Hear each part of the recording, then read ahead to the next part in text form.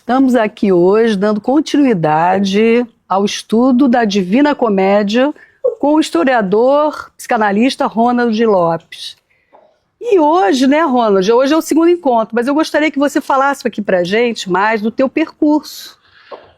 Em Coimbra, você está fazendo seu segundo doutorado, né, que não é pouca coisa. Conta pra gente. Então, né, eu quero agradecer, né, a gente já começa aqui, uma honra estar aqui de novo também na Cidade das Artes, no projeto Interlocuções, convite da Gilda.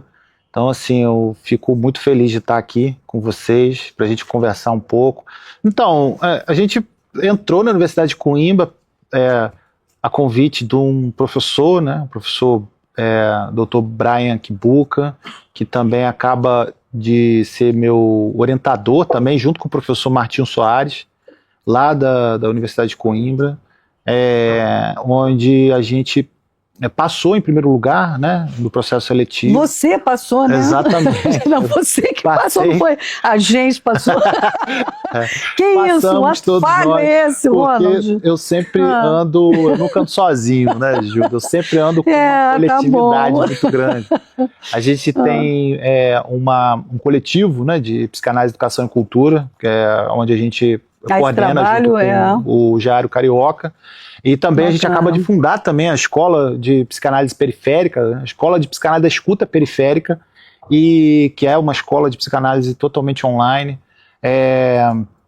A gente de várias partes do Brasil, psicanalistas, gente curiosa também, que vem para o coletivo, depois faz parte da escola, passando pelos processos de transmissão da psicanálise, né? E aí eu levei eles também junto comigo, por isso que eu estou falando dessa por maneira. Isso você botou o coletivo, eu coloquei o coletivo dentro de um simpósio que a gente fez, né, lá na Universidade de Coimbra, no mês de março e abril, né, que foi um evento bem grandioso, bem prazeroso, que reunia pesquisadores do Brasil, todo, né? do mundo, assim, da África, do sul global, né, da Europa. Tinha pesquisadores dos Estados Unidos, tinha pesquisadores da Universidade de Groningen, tinha pesquisadores da Universidade de Luanda, de Maputo. Então, assim...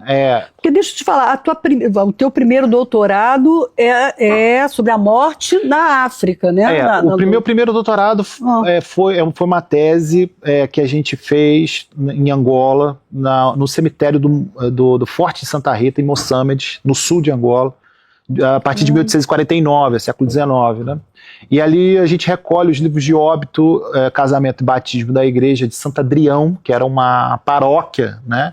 Que foi fundada em 1857, né?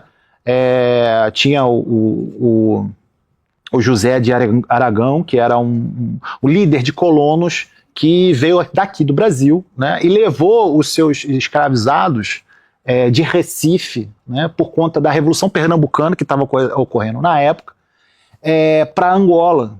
E esses escravizados que os senhores latifundiários pernambucanos levaram, vieram de Recife, esses escravizados a gente vai encontrar eles de volta agora, né, porque eles saem do Golfo da Guiné, né, da Guiné-Bissau, né, os principais portos de tráfico de escravizados, né, Guiné-Bissau, Luanda, Benguela e Moçambique, né. Moçambique é um portuário, né, do sul de Angola, onde fica essa igreja, onde esses escravizados chegaram com esses senhores, né. E esses escravizados acabaram sendo chamados de retornados, né.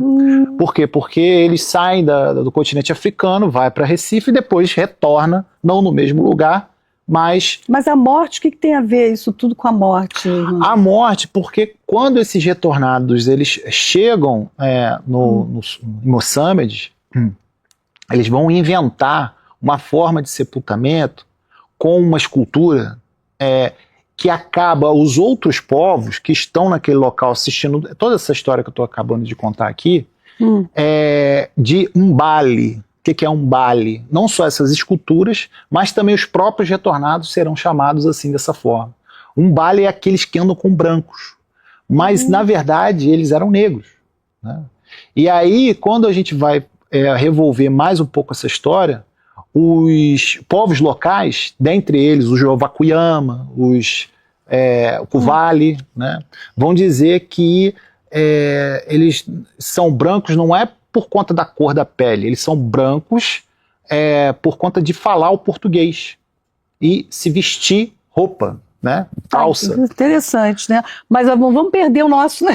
Senão a gente vai entrar na tese de doutorado dele sobre a morte. Essa é a primeira tese. A segunda tese é da Universidade de Coimbra, né, onde a gente trabalha a morte em Castoríades, que é o Cornelius Castoríades, é um psicanalista francês, né, do século XX. Tem toda uma crítica que ele faz à União Soviética da época, dizendo que não era comunismo, era um capitalismo de Estado, é ele que vai dizer isso, né? E também tem, como ele é psicanalista, ele vai fazer essa leitura, que eu acabei de dizer aqui, de uma forma analítica, né? Tá. Então, isso é interessante pra gente. Bom, né? E isso tem tudo a ver com Dante, né? Isso tudo tem a ver com Dante porque eu tô aqui, não perco a morte de vista. Da morte. A morte é uma coisa bem... Que realmente... a base. Né? E olha só, eu escrevi um texto, Ronald, que eu vou até então aqui para começar, deixa eu trazer aqui alguns recortes para a gente já ir também discutindo, né? Quer dizer, a Divina Comédia, escrita por Dante no século XIV, não é apenas uma epopeia espiritual, é também uma profunda exploração da subjetividade. Quando lida à luz da psicanálise, especialmente pelas lentes de Freud e Lacan, a travessia pelo inferno pode ser compreendida como um mergulho no inconsciente. Esse outro lugar onde os desejos recalcados, a culpa, o gozo interdito se inscrevem como marca do sujeito. Segundo Freud, o inconsciente é o verdadeiro núcleo do nosso ser. Ele é atemporal, alógico e movido por forças que escapam à censura do consciente. O inferno de Dante espelha essa estrutura. É um espaço onde os mortos não evoluem, mas permanecem fixados em modos de gozo que os definem. Os luxuriosos levados pelos ventos, os avarentos em lutas eternas, os traidores congelados no gelo.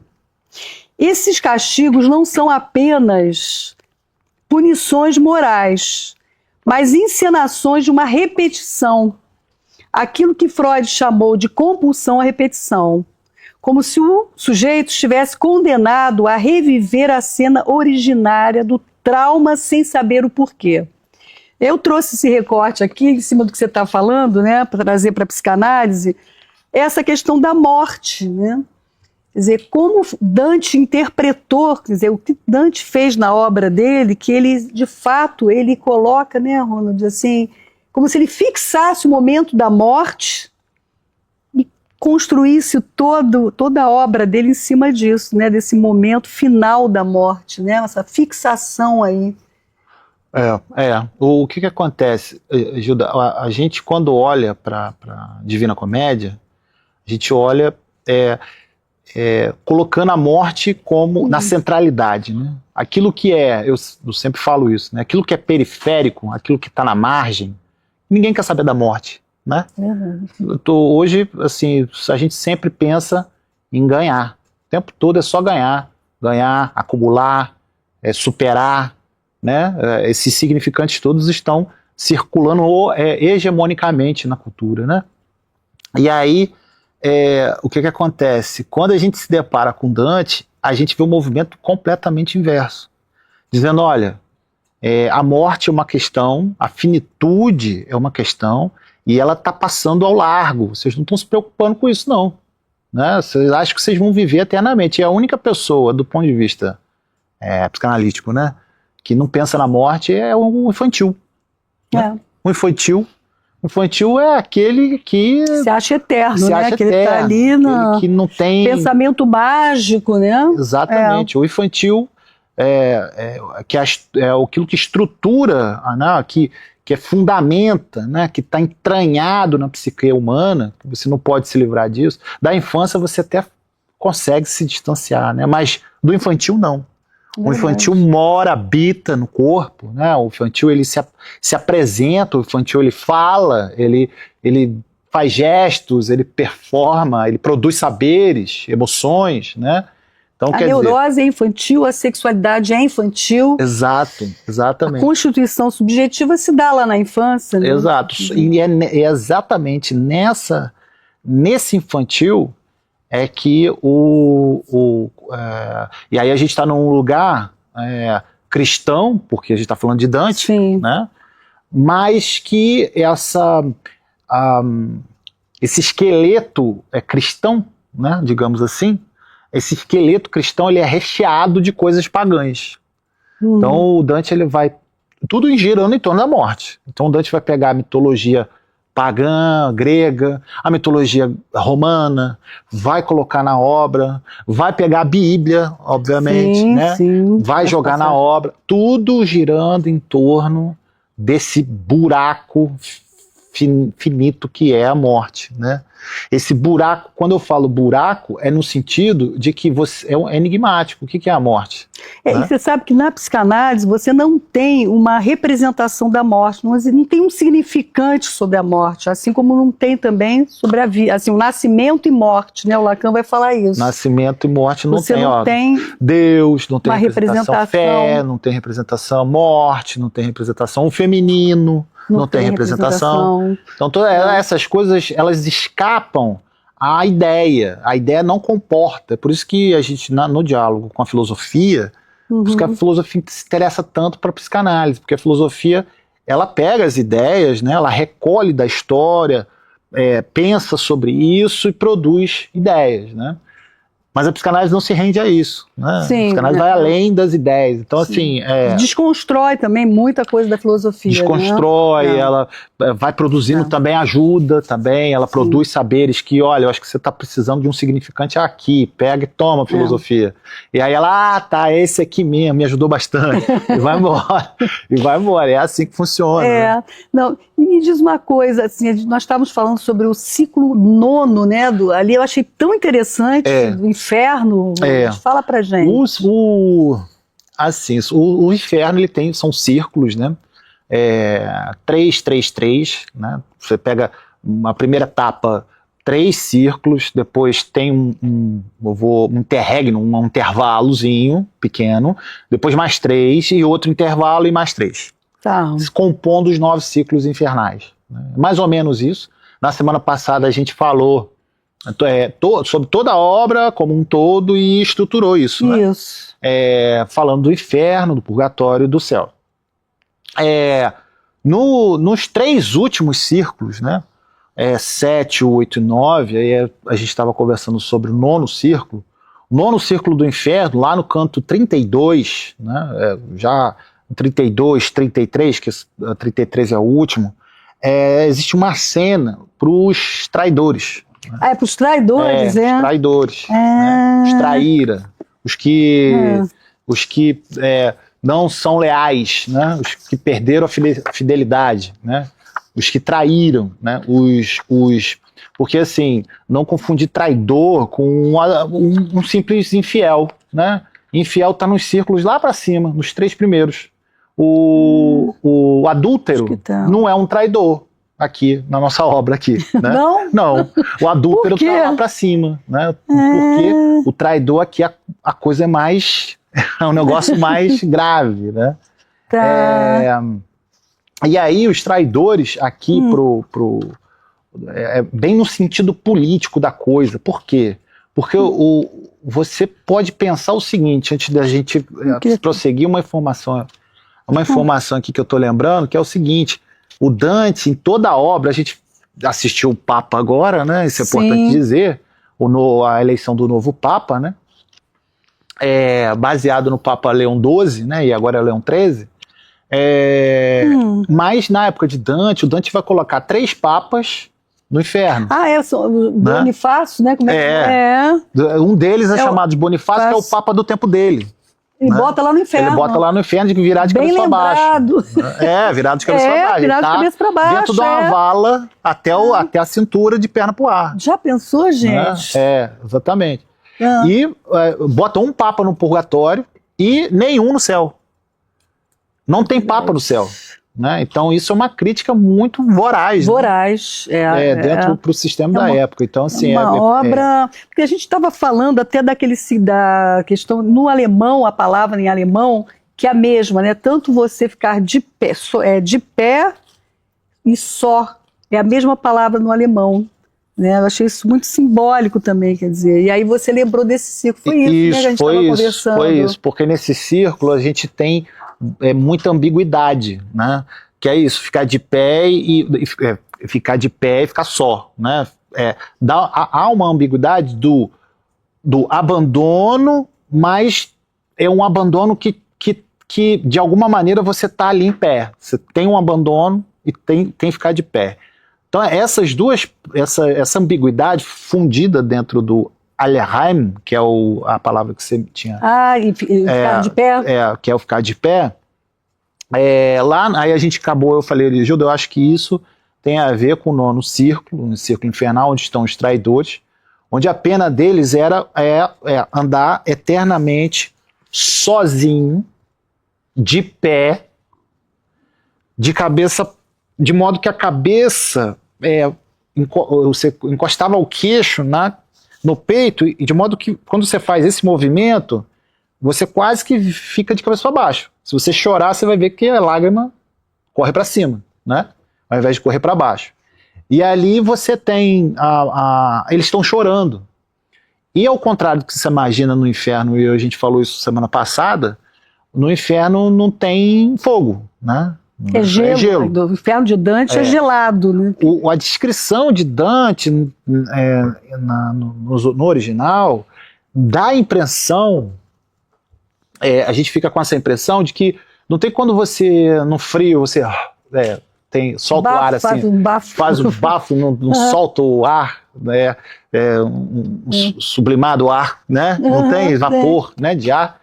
Dá essa impressão quando ele está nesse círculo. E tem essa imagem, né? A gente não vai conseguir mostrar essa imagem que é maravilhosa. Isso.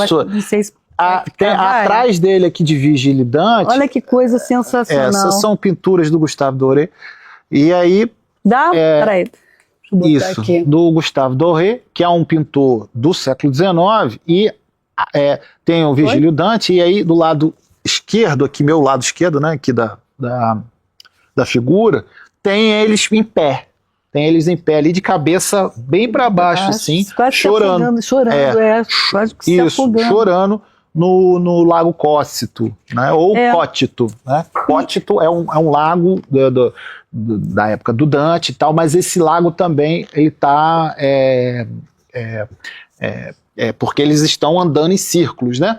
Eles estão andando em círculos. E no meio, exatamente no meio, está Satanás. Né? Eles ficam rodeando. Porque eles ficam rodeando, chorando e as lágrimas congelando. Né? Exatamente, vai congelando, eles ficam ali paralisados. E agora eu estou me lembrando que essa questão surgiu, a gente estava falando de James Joyce. No seminário 23, o Lacan traz uma cena, um recorte de James Joyce na infância, que ele toma uma surra e ele não reage. Ele fica, totalmente encolhido, e aí ele diz que foi como se fosse assim, caísse dele uma casca, sabe? Como se não tivesse um ego, não tivesse um eu estruturado ali, sabe? Não tem condições de simbolizar aquele corpo ali quando ele toma uma surra. E isso foi algo muito forte na experiência de James Joyce, que o Lacan vai entender que ele fez um corpo através da escrita dele. Né? Que ele escrevendo, ele conseguiu construir um corpo. E é interessante a gente pensar, né, quer dizer, que ficar de pé foi aí que surgiu, né? Quer dizer, ele não conseguiu ficar de pé, o James Joyce. Né? Ele não fica de pé, ele não fica só.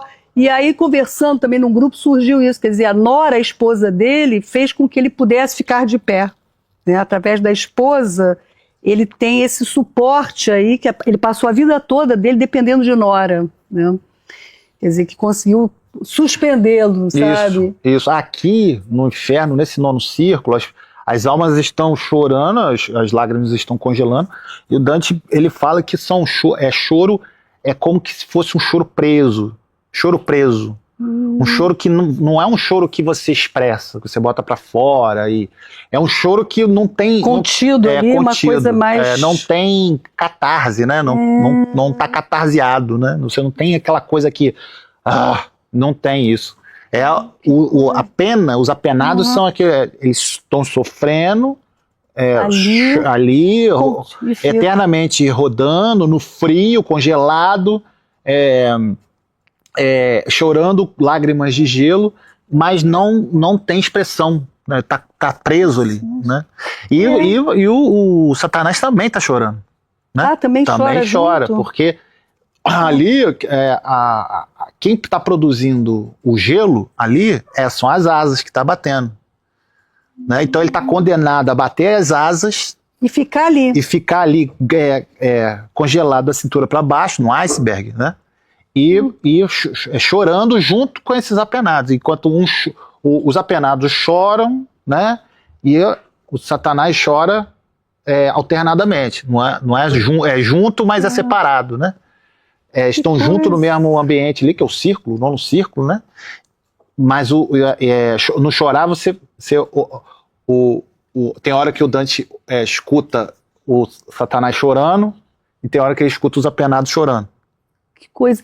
Agora, o que é interessante, trazendo sempre essa interlocução para a psicanálise, é assim, que é como se o trauma fixasse mesmo, né, na visão do Dante, né? Exatamente. E levasse o sujeito para essa repetição eterna, né, que aí vem a visão até do Nietzsche mesmo, né, desse eterno retorno que a pessoa está ali nesse ciclo e não consegue sair mais. Né? Um exemplo bem interessante, assim, e mais simples para a gente entender sobre o que é um estado infernal, né? Um estado infernal.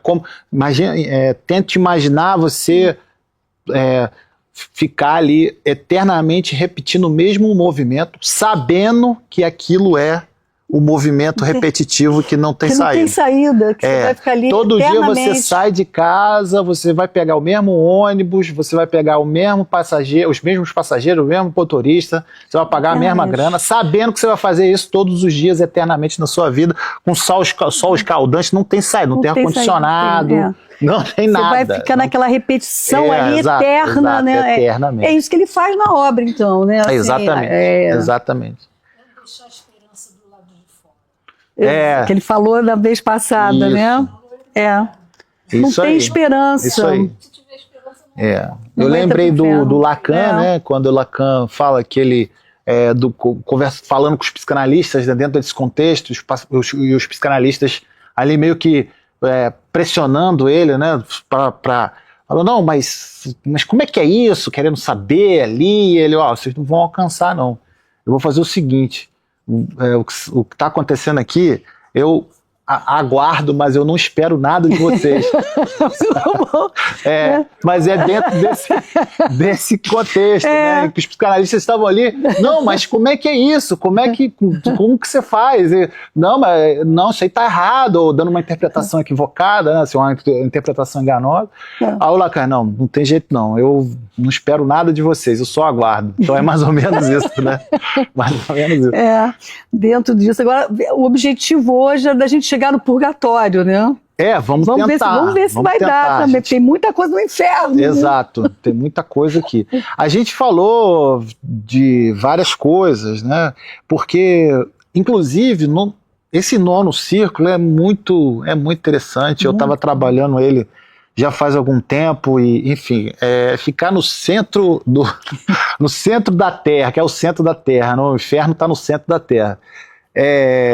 Durante muito tempo, acho que não fica muito legal, não, e eu comecei a ver outras coisas, mas... Deixa eu te fazer uma pergunta, te cortar rapidinho assim. O paraíso, o ponto do paraíso seria Jerusalém? Você passa por ele.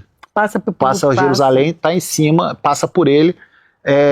Mas é a Nova Jerusalém. Tá. A Nova Jerusalém, porque tem uma outra Jerusalém no Purgatório. Você passa também. Na obra, em algum momento, é comentado sobre isso, como se passasse a partir de Jerusalém. Não é? Eu estava me lembrando disso. Agora você falou.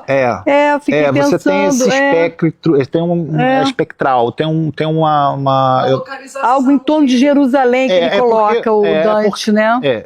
É porque é assim. Já começa. Associação livre com Dante. Fica complicado, né? É porque é assim, o Dante ele faz um universo literário baseado na cosmologia cristã medieval. Então a gente tem que pensar assim. Ocidental, exatamente. A gente tem que pensar assim, o Dante é um dos pouquíssimos poetas que consegue abranger o Renascimento e o medieval. Então o medieval e o Renascimento eles estão amalgamados em Dante. Isso é assim, um dos poucos que consegue fazer isso, né? E aí, baseado nisso, ele constrói esse universo na cosmologia ptolomaica, que é uma cosmologia do medieval, onde a Terra era o centro do universo, né? E não o que a gente tem hoje, que é newtoniano, da física e tal. Mas no Dante, como ele está baseado no universo aristotélico ptolomaico, que é esse universo onde você pega as filosofias gregas e junta com a teologia cristã medieval, o centro do universo é a Terra e o centro da Terra é Jerusalém. Entende?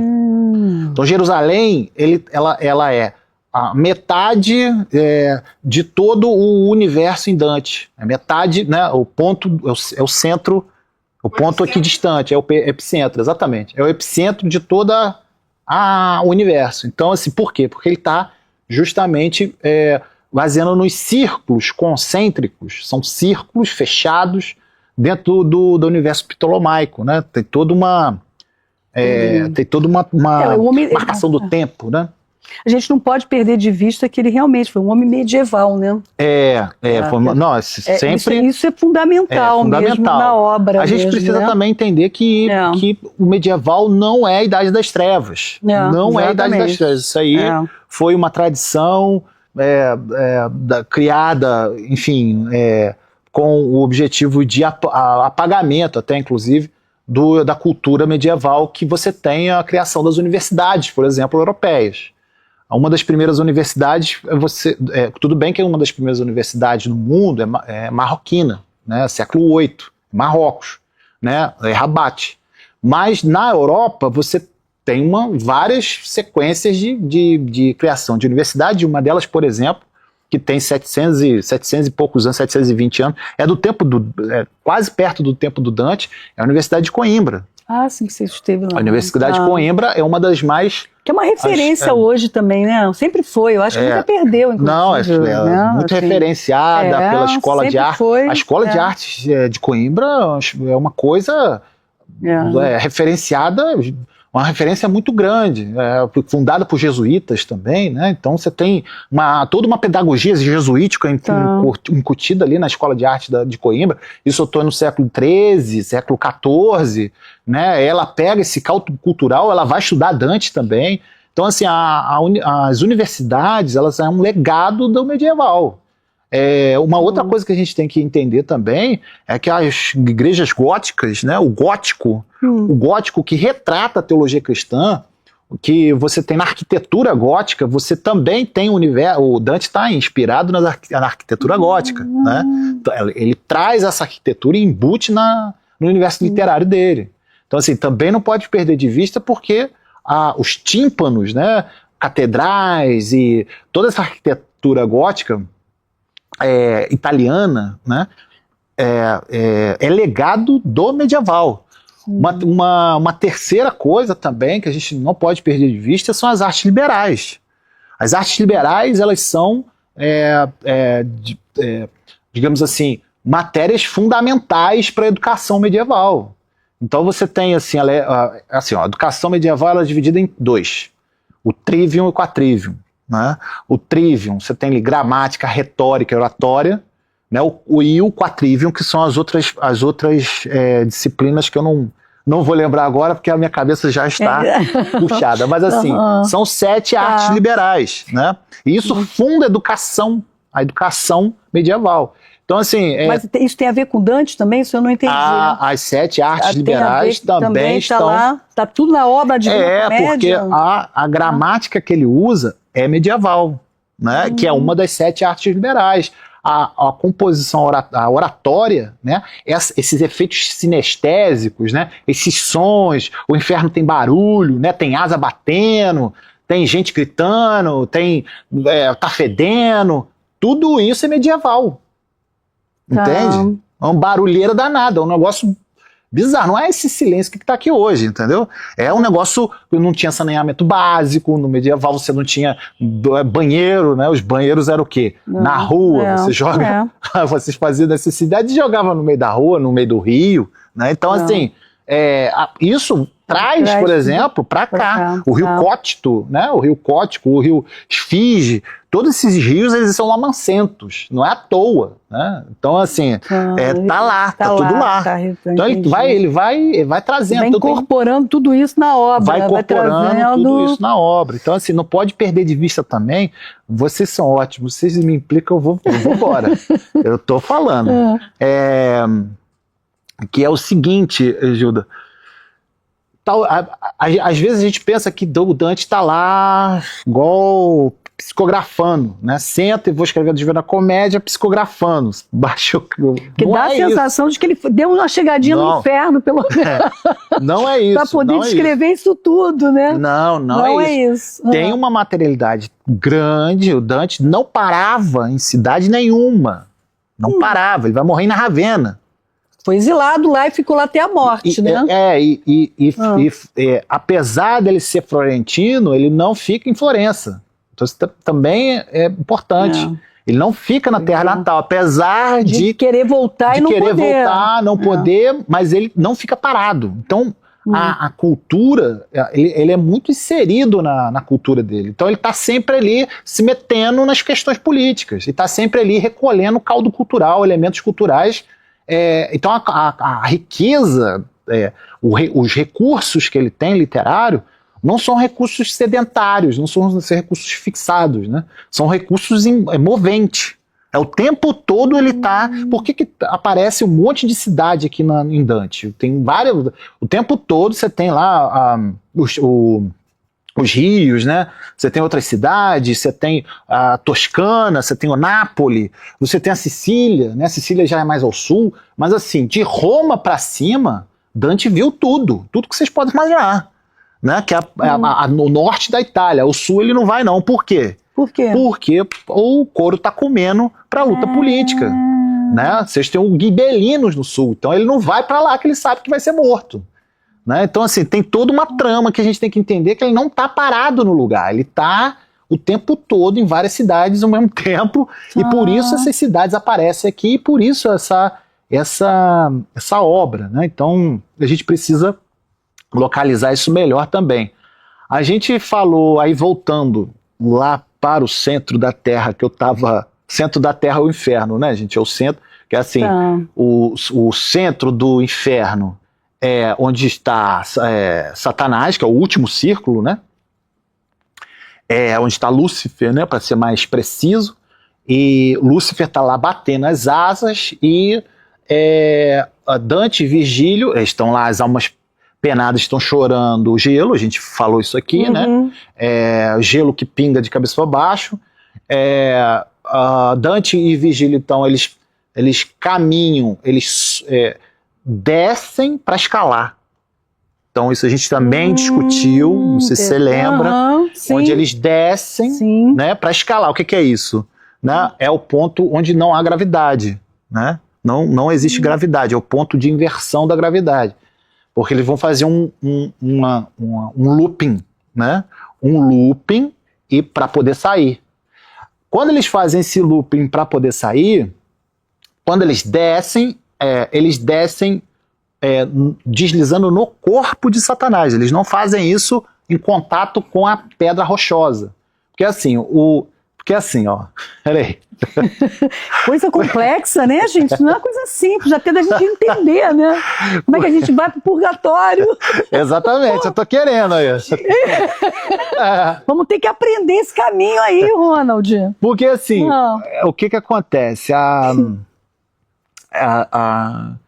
Quando o Lúcifer está no iceberg de gelo preso da cintura para baixo. Só que ele está batendo a asa e está cravado na rocha. Né? Ele está cravado, ele está preso, ele só batendo a asa e cravado na rocha. O que tantos vigílios têm que fazer? Eles têm que subir no corpo de Satanás, né? No corpo de Lúcifer, descer agarrados pelos pelos. O Dante fala isso. Agarrados nos pelos. Tem toda uma trama psicanalítica aí que depois a gente pode até conversar, mas eles sobem no corpo e descem nos pelos. Que coisa, né? Simbólica, né? Exatamente. E isso eles fazem de forma, numa gravidade, numa trajetória sem gravidade. Né? Então eles viram de cabeça para baixo, agarrando nos pelos, mas sem ter peso. Né? Não tem peso, não faz esforço. Né? Esforço para ficar pendurado, não. Eles fazem essa volta, pegando nos pelos, né? Subindo no corpo e pegando nos pelos. Né? Mas peraí, deixa eu só te perguntar uma coisa. É porque o Dante, ele não é, a Beatriz não vem, não é agora que ela vem ajudar ele, não. Não. Mas o Virgílio já foi embora, o Virgílio não segue. O Virgílio vai deixar ele depois do inferno, no primeiro círculo do purgatório. Ah, tá, ele vai até o purgatório. Só no campo do paraíso? Não, ela pega, ela é no primeiro, né, na primeira entrada, ali que quando ele está entrando no inferno, onde tem aquele portal, ela aparece ali, ela aparece 3 vezes. Logo no iniciozinho do inferno, mas no primeiro círculo, o segundo círculo, se não me falha a memória, mas ela só chega perto e vai embora. Com aquela frase, né, que só vira aqui por amor, que ela vai lá. Exatamente, vem porque é por amor, para te ajudar. Eu vim aqui. Exatamente. Entendeu? No primeiro ciclo. Exatamente. Né? E aí e depois ela aparece no purgatório, porque o purgatório é o seguinte, o purgatório é uma montanha, e é uma montanha onde tem praia. E a praia, ela corre, ele vai subir agora, ele vai sempre subir. Ele desceu tudo, né? Virou de cabeça para baixo, saiu na praia, Virgílio deixa ele, se despede, tem uma despedida, um ritual fúnebre ali, depois eu posso... Tá. Tem um ritual fúnebre ali. E depois ele vai começar a subir a ladeira, né? Em círculo espiralada. Isso Dante. Dante sozinho. Sozinho. Tá, ele vai subir. E aí ele vai encontrar várias coisas ali. Né? Várias coisas. Criaturas, cavaleiros, um monte de coisa ali. E até chegar no topo. Quando chega no topo, aí vem Beatriz, trava ali mais um ritual fúnebre. Depois a gente pode falar sobre isso também. E o Dante começa a levitar. Eles não se tocam, ela vai, guia ele. Aí é a vez dela guiar ele pelo céu. Ela que vai guiar. Que acontece no céu. Que em cada tempo fosse um guia e ela fosse o tempo do paraíso. Não, ela é nesse sentido, porque ela faz ele levitar, entende? Ela faz ele... porque ele tá vivo o tempo inteiro. A gente tem que lembrar disso também. Pois eu tava agora pensando aqui. Ele vai pro purgatório vivo, então. Também, vai pro purgatório vivo e vai pro céu vivo. E por que ele não precisa de guia? Justamente porque ele tá vivo. No purgatório ele tá vivo. E ele não precisa de guia, né? No purgatório, ele tá com um pé no céu, outro no inferno. Purgatório é isso, é um pé no céu, outro no inferno. Vocês sabiam? O purgatório é isso. O purgatório é borderline, né? É um lugar é um lugar de purga, né? Purgatório é isso, é um lugar de purga, de expiação dos pecados, né? Mas é lá que tá ali. E lá tem praia. Não, paraíso não. Paraíso é uma coisa mais... Não tem muito som. Assim, tem som, mas não é igual ao inferno. Não é barulhento, né? Tem cheiro também, tem nebulosas e tal, mas é uma coisa mais calma. No céu é uma coisa mais... como que fala? Silenciosa. Uma coisa mais... Uma paz, né? Exatamente. Exatamente. Então, assim... Agora, deixa eu te perguntar uma coisa. É muita coisa, a gente pode... Eu tô fazendo perguntas... Eu cheguei aqui no que tem que falar aqui, eu não consegui. Mas só uma coisa, o nono é o último não, né? Não é o último. Não, o nono é o último. É o último. Tá. O nono é o último, é o verso 32, final do 32 e depois o 33 todo. O inferno. Do inferno. Inferno. É o canto 33. Tem isso Tá. também que a gente falou, a gente discutiu isso também, não semana passada, mas a gente estava falando, que os cantos não batem com os círculos. Ah, pois é, isso é importante Né, também isso é de importante. falar, porque eu fiz essa associação, eu achei que cada ciclo tinha a ver com canto, É. mas não. Eu tô Não. até agora pensando que fosse assim. Pois é, Não, não. não. Explica pra gente, Rona. Tá vendo? Não é legal porque as dúvidas, né, Não, vão surgindo, porque eu ia até mostrar isso aqui agora, que você tem o canto 7, o canto 7 é o quinto círculo, mas não é, você pega um pedaço dos círculos, então o canto, às vezes, ele entra no círculo seguinte, e tem canto que não, tem canto que recua um pouco, né, o canto vai terminar antes de acabar o círculo, entende? Então não tem essa... não é uma coisa não é, não. equivalente, né? Não tem essa equivalência, tá? Esse canto 7, por exemplo, é o que acontece aqui, né? Eu queria fazer uma análise do canto 7, que é uma análise... Esse canto 7, meu Deus, foi um ano inteiro estudando só o canto 7. Não, mas assim... Qual é o canto? E é de como fala, porque assim, a gente entra, se não entrar no inferno acompanhado, você, né? Que é isso, né? Você não pode entrar sozinho no inferno. Se você for pro inferno sozinho, você não vai sair de lá. Não tem graça. Entendeu? Caramba. Se você for sozinho, cair no inferno, não, procura alguém. Procura alguém que já esteve lá, que é o Virgílio. É o Virgílio. O Virgílio escreveu Eneida e falou sobre Campos Elíseos e sobre um protótipo do inferno, daquilo que seria inferno, daquilo que se chama inferno. E aí, o princípio é sempre esse. Caiu no inferno, você pode até passar o purgatório sozinho, agora o inferno não. Que coisa mais simbólica trazendo para a psicanálise, né, gente? Não é? Quando você está lá no inferno, você está numa depressão profunda, se você não pedir ajuda ao outro, né? Se você não fizer um movimento Artistas, nós estamos na cidade das artes. fora. A gente vai encontrar lá. O canto 7 isso é muito importante. É o seguinte, o canto 7, eu trouxe... olha, tô até esquecendo. Gente, que coisa, né? A gente trouxe aqui Sim, então, o Hilário, um historiador, Hilário Júnior, isso, me ajuda aí. Me ajuda aí hoje, mas você também é historiador, então, Hilário Franco Júnior, exatamente. Hilário Franco Júnior escreveu, um historiador da USP, né? Ele escreveu um livro sobre Dante, chama O Poeta do Absoluto, também bem interessante do ponto de vista mais histórico, né? A Barbara Reynolds, ela escreveu um livro, O Poeta, o Pensador Político e o Homem. Ela fez uma biografia do Dante, assim, uma das mais... assim, legal ficar gravado, badaladas, né? assim, um negócio muito, muito completo mesmo. Ela foi nas fontes e tem por exemplo, esse aqui é o Papa Bonifácio, que está no inferno, está lá de cabeça para baixo, enterrado numa cova. Papa? É um papa. Ele botou um papa no inferno. Ele não bota nenhum papa no céu, tá? Na verdade, ele botou 3 papas no inferno, né? Mas ele não podia deixar de botar os papas no inferno, porque ele retrata esse pedaço, que é o pedaço da disputa política. Isso aí. Da disputa política ali. Isso aí. Rei contra rei, papa tinha um poder político. Exato. E a disputa do poder e aqueles pecados da política, está aí no jornal de hoje, de amanhã, vai sair novamente. Os pecados da política estavam lá na época de Dante. Operando ali, né?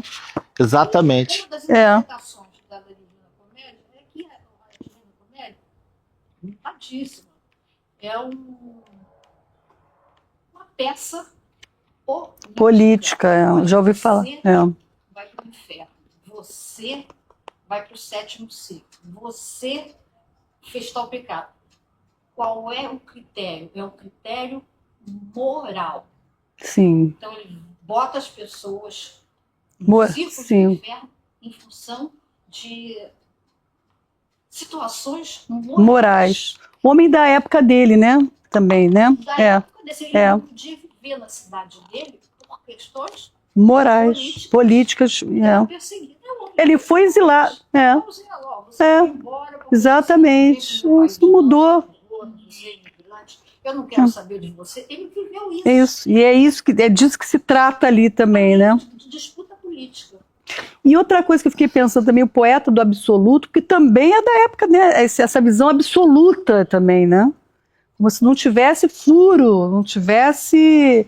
Até na questão do amor, quer dizer, a Beatriz entra aí com aquele amor idealizado absoluto na cabeça dele, né? O amor cortês, que é elevar o objeto à dignidade da coisa, né? O que ele faz também com Beatriz, né?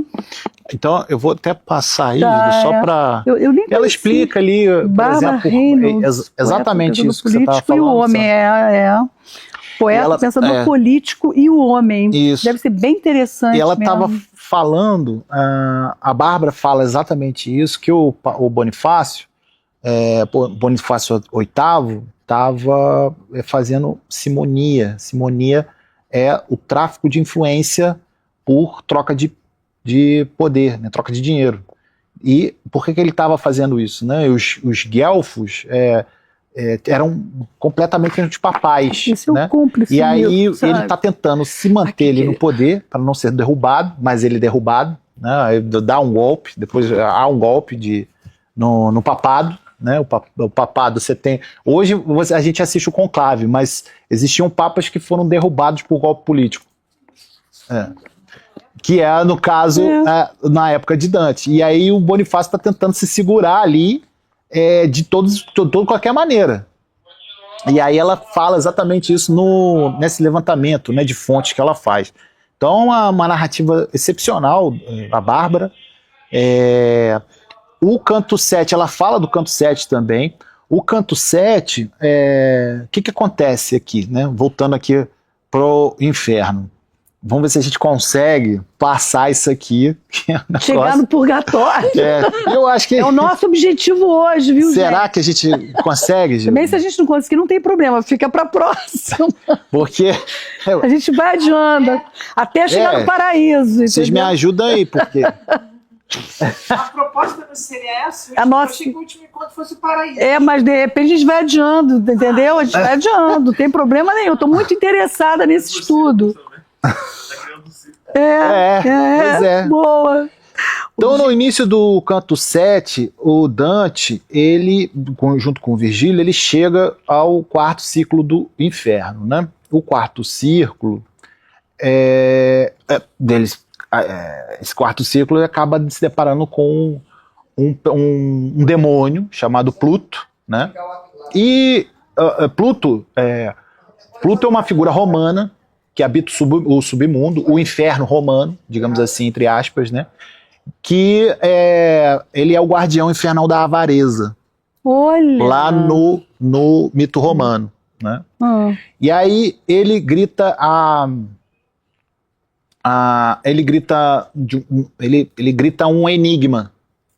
Quando Dante chega junto com o Virgílio, e o Dante tipo dá uma paradinha assim, começa a olhar, contemplar, né? Meio que tipo amarrar o cadastro, né? Vamos botar assim, dá uma pausa, começa a contemplar e ele escuta essa voz do Pluto, né? Falando um enigma, né? A gente conta isso na Bíblia também. Na Bíblia, no livro de Daniel, também tem isso, né? A mão que escreve na parede. Ah, sim. Daniel da Cova dos Leões, né? Daniel tá na corte, recusa os legumes, né? Então, come legumes e Come recua. durante quantos dias? Foram 40 dias?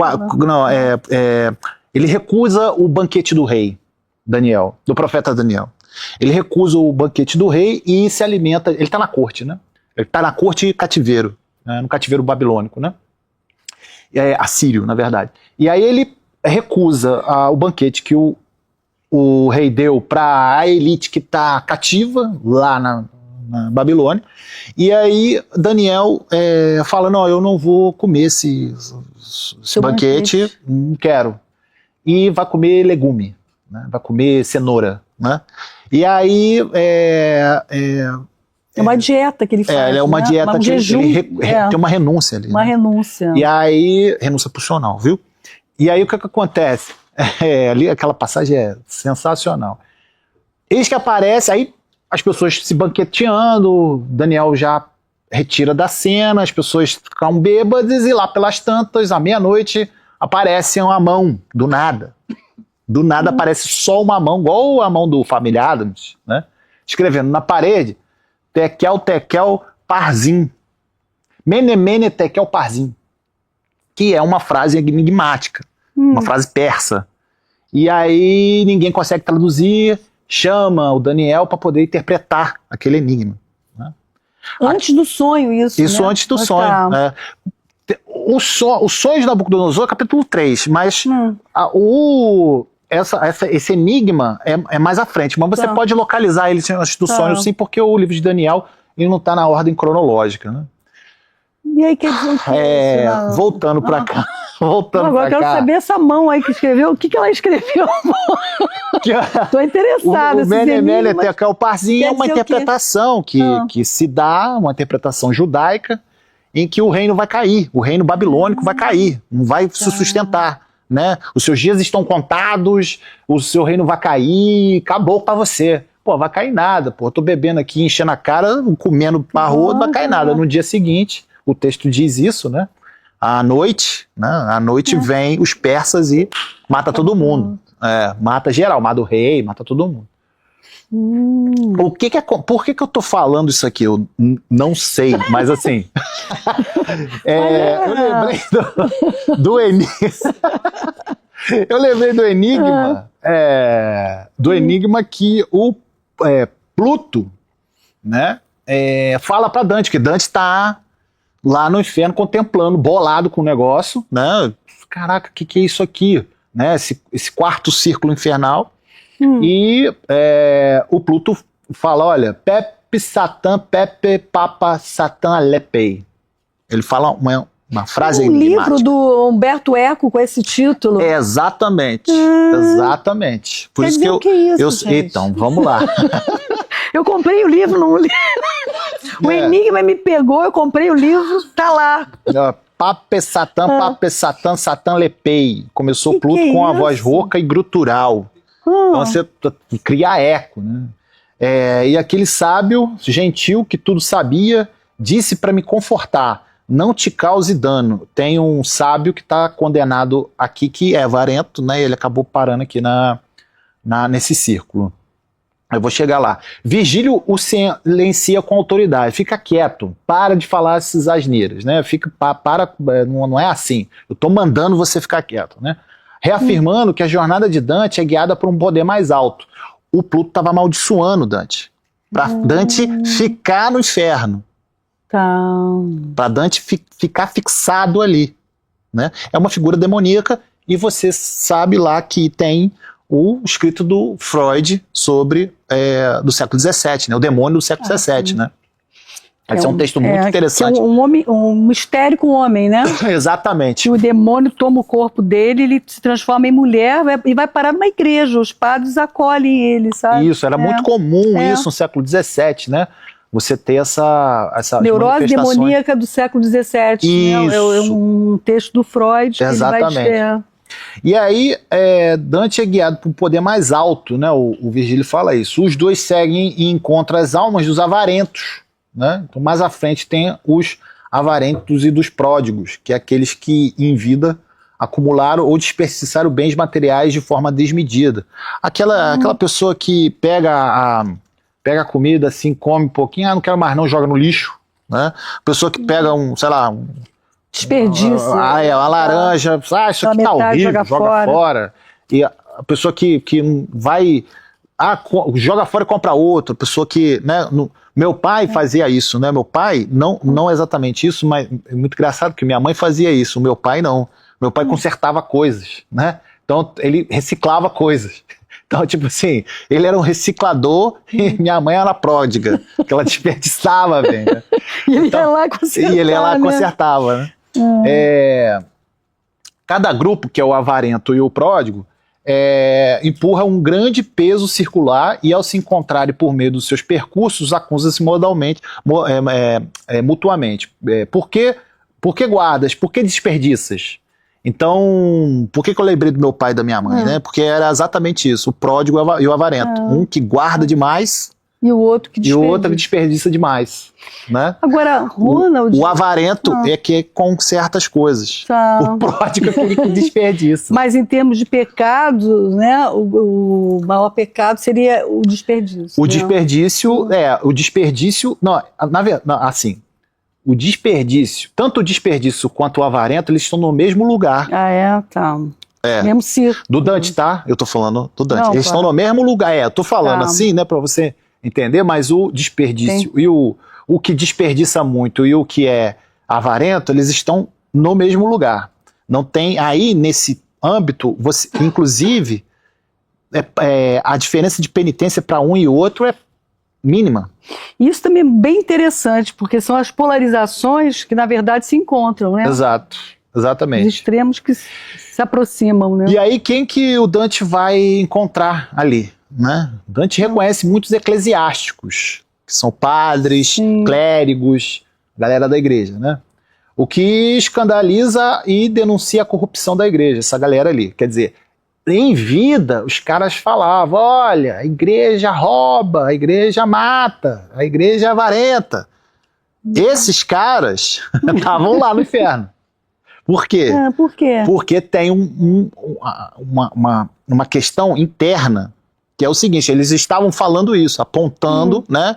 Mas eles mesmos é que estavam fazendo isso, desperdiçando, né? Gastando, sendo avarentos. Eles mesmos eles apontavam para o outro, mas eles não olhavam para si. Não, é exatamente isso. E aí esses eclesiásticos, né? Esses padres, esses religiosos, tanto os religiosos avarentos quanto os religiosos que desperdiçam, se encontram nesse círculo, né? Que é o quarto. Que é o quarto círculo. Vigílio explica que esses pecadores violaram a ordem da fortuna. Figura alegórica de origem romana, né?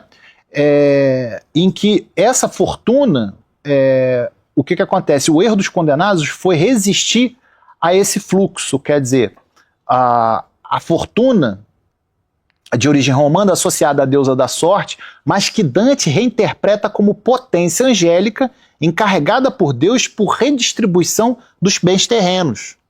Então, não é... A gente tem que pensar o seguinte, a gente tem que pensar o seguinte, assim, ó, Dante é sempre histórico social, sempre, na coletividade, sempre.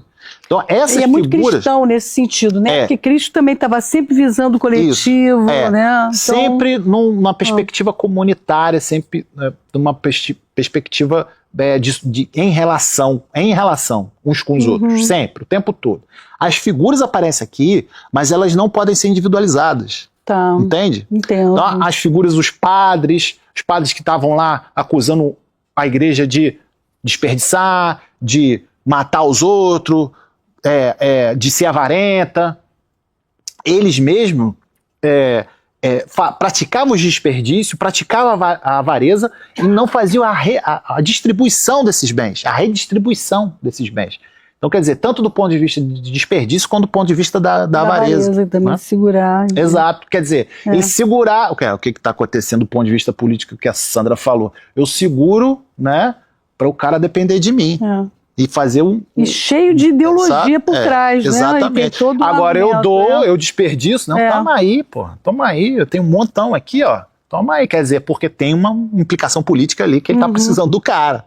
Né? Então, essa é a ordem da fortuna, né, que tá aqui o Vigílio explicando para Dante. Né? Os poetas... E aí eu tenho uma tradução aqui mais à frente, mas esse canto 7 é o que vai te explicar, porque no canto 7 tem os dois círculos. Tem dois no canto 7? Né, que a gente acabou de falar aqui há um tempo atrás, que você falou, o canto bate com o círculo. Não, aqui não. É nesse sentido. Porque o canto 7 é o quarto círculo, quinto círculo. São os dois. Entendi. É mais complexo mesmo, É. né? Não é tão... Exato, exatamente. O Pluto, né? Voltando no Pluto, né? Antes de a gente entrar no quinto Então, círculo. Pluto é uma representação do demônio. É uma representação do demônio. Isso na visão romana, né? É, a visão Você tá falando romana, da mitologia romana, onde ele guardava ali guardava o inferno romano, digamos assim, né? Que guardava os avarentos lá na mitologia romana, como se Dante trouxesse aquele bloco para cá, né? E aí, Pepe e Satã, né? A gente vai tentar ver aqui esse enigma que você estava falando, né? O Virgílio explicou sobre esse enigma, mas a forma enigmática, sem tradução clara, pape poderia imitar uma invocação aramaica ou ser uma distorção de papai, como apelo ao poder. Isso é muito importante, Gilda. Inclusive do ponto de vista psicanalítico. Satã do hebraico é adversário. Aqui tá italianizado, né? Tá com uma forma italiana. A repetição cria uma musicalidade que ressoa como feitiçaria. Então, na hora que Pluto tá falando pape, Satã, isso tem um ritmo sonoro de feitiçaria, de maldição, né? Então, não é a palavra, é o som. O som é que amaldiçoa, sabe? Isso tem a ver com a voz, né? A voz é que amaldiçoa, né? Provavelmente, aí, Pepe, Satã, Alep, provavelmente referência à primeira língua do alfabeto Aleph, né? Início do alfabeto hebraico, né? Aqui usa uma fala demoníaca, torna-se símbolo de um saber pervertido, o logos invertido. Quer dizer, você pega a primeira letra do alfabeto hebraico, que é considerada sagrada para o mundo bíblico, digamos assim, e coloca na boca de um demônio. É como se você estivesse colocando a cruz de cabeça para baixo. Ou então o Cristo... É verdade. O Cristo... depreciando a imagem de Cristo, né? O logos invertido, né? Que é o logos, é a razão, é o verbo encarnado, né? Lá em João, né? João, primeiro capítulo de João, o verbo se fez carne, né? Se o verbo se fez carne é o logos, né? O Cristo, o logos se fez carne. Logos é essa unidade, essa força que dá unidade ao universo, né? Lá no mundo grego, que isso vai trazer depois, os hebraístas vão trazer essa palavrinha, que tem toda uma filosofia do logos para a composição da Bíblia, né? Então, Tchakotia, né, que é ele acaba falando isso no verso no original, né, o Dante, que Dante não, Virgílio, quando Virgílio ele fala, cala a boca, fica quieto, ele está aqui por minha causa, eu que estou mandando, eu que mando em você. O Virgílio fala, Tchakotia, né, ele fala exatamente assim, que é você como se você estivesse tocando galinha, entendeu? Mais ou menos isso, né? Que é uma onomatopeia, pronto, é isso. Aí, essa análise, pode falar. Não, porque eu me lembrei agora também de uma passagem bíblica que também me chamou a atenção, eu não sei exatamente aonde, mas que é pecado realmente o desperdício. Voltando para a questão do desperdício, me lembrei que na Bíblia tem, né, assim, eu não sei se foi um casamento que não foi ninguém, e aí o rei chama todo mundo para poder comer aquela comida, porque não podia desperdiçar a comida de um banquete. Tem uma passagem bíblica que ninguém entende por que está sendo chamado, né, para poder... sim, é a parábola, né? Não tem uma parábola, sim, pode... E aí você não entende meio que... E as pessoas não entendem por que estão sendo chamadas, mas é porque para ele desperdiçar aquela comida toda, ele ia se sentir pecado. É a parábola de Jesus, os convidados da ceia do Senhor, né, Osmar, que o Jesus ele oferece aos discípulos, os discípulos não... ele conta uma parábola, né, Jesus conta a parábola aos discípulos dizendo que tinha um Senhor que preparou um banquete para os convidados. Então, foi Jesus que contou essa parábola. Isso aí. Conta. Exatamente. E aí essa parábola foi que o senhor da casa chama os amigos, chama os convidados, chama todo mundo, prepara aquele banquete, mas ninguém vem. Ninguém vem. E aí ele olha, poxa, mas não vem ninguém? Então vou fazer o seguinte, eu vou pegar toda essa comida eu vou dar para quem a gente não conhece, para os empregados. E chamou todo mundo para poder comer para poder isso daí. Que a gente diz, por que a gente está comendo isso aqui? Como é que está chamando? Aí ele fala, porque os convidados que o Senhor chamou não compareceram. Então, os que são privilegiados, os desprivilegiados serão os primeiros a comerem. Não dá para entender isso literal, né? Você Mas tem que, você vê que Dante pega essa questão, né? Pega e também, coloca lá também, né? Que no caso que você está falando, você lembrou bem da parábola, esse canto. A parábola é uma. Sempre alegórica, né? Parábola. Quem são esses convidados que não vieram? Eu vim aqui para os meus, para falar para os meus, ninguém me ouve. Isso. Vou falar para Ralé. Isso aí. É isso aí. E a Ralé atendeu. Pronto. Os desprivilegiados, os participaram do banquete. Isso. Exatamente. Isso é espantoso. Assim, é um negócio. Se a gente for trabalhar isso daí, isso é um negócio espantoso. Isso é muito interessante. E outra coisa que eu também fiquei pensando, na mitologia grega, quer dizer, porque o Dante também coloca lá no final do Inferno, dizendo que um dos piores pecados é você não respeitar a lei da hospitalidade. Sabe? Isso também me chamou a atenção, porque na história do Édipo, a grande questão é essa. Vocês sabem que todo pecado, tudo começa com o pai do Édipo, Laio, que recebe, quer dizer, ele é recebido na casa de um rei, Pélope, alguma coisa assim, e ele então, ele se envolve com o filho dele, com Crísipo. Mas a questão não era o homossexualismo, né? Porque na Grécia tudo era muito normal. O problema era ele ter transgredido a lei da hospitalidade. Então, lembra na que Grécia, eu acho que a gente falou aqui, você falou uma coisa muito interessante, Gildo, porque, veja bem, a gente chegou a falar aqui do nono círculo, e que os adúlteros, por exemplo, não estão no nono círculo. Quem está no nono círculo são os traidores. E quem são os traidores? São exatamente esses. Que desrespeitam a lei da hospitalidade. São esses. Isso para os gregos era uma coisa assim, abominável. Exatamente. Ele bota isso na divina, ele bota lá como último. Lá junto. Ele é um daqueles que estão chorando no gelo. Né? Tá. Não tinha entendido isso, tá? É isso. Tá ali também nesse ciclo. Exatamente. Então, tá. Legal.